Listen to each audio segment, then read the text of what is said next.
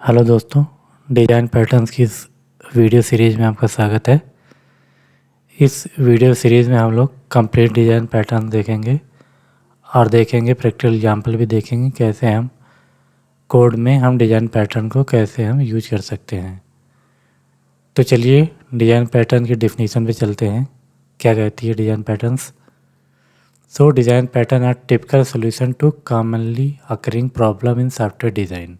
They are like pre-made blueprint that you can customize to solve a recurring design problem in your code.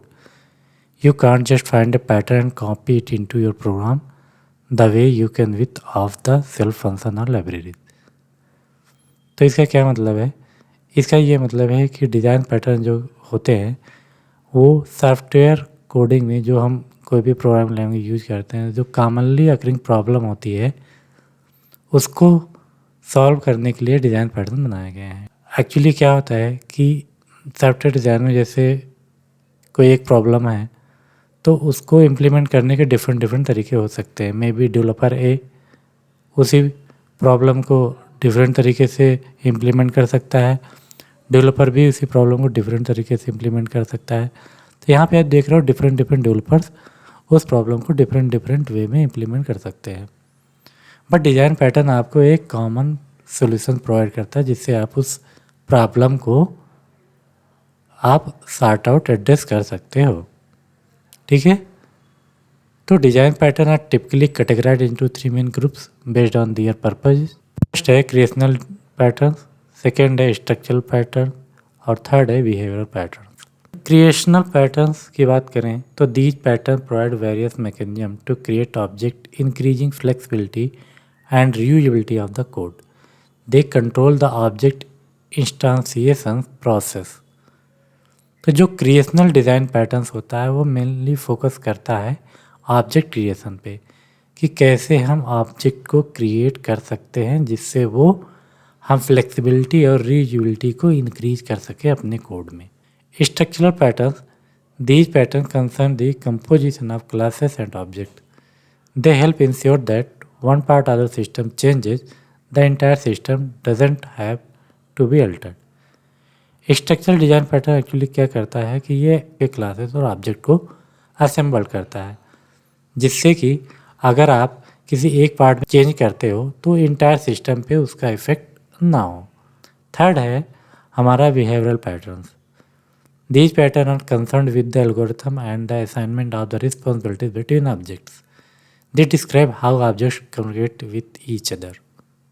तो behavioural pattern actually आपको ये बताता है कि आपके डिफरेंट ऑब्जेक्ट्स हैं वो कैसे कम्युनिकेट एक दूसरे से कर सकते हैं।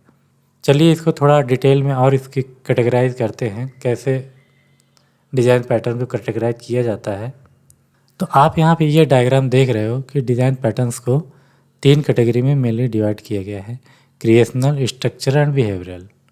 ठीक है, अगर हम क्रिएशनल पैटर्न की बात करें तो इसमें 5 पैटर्न्स बेसिकली होते हैं: singleton design pattern, factory design pattern, prototype design pattern, abstract factory design pattern and builder pattern.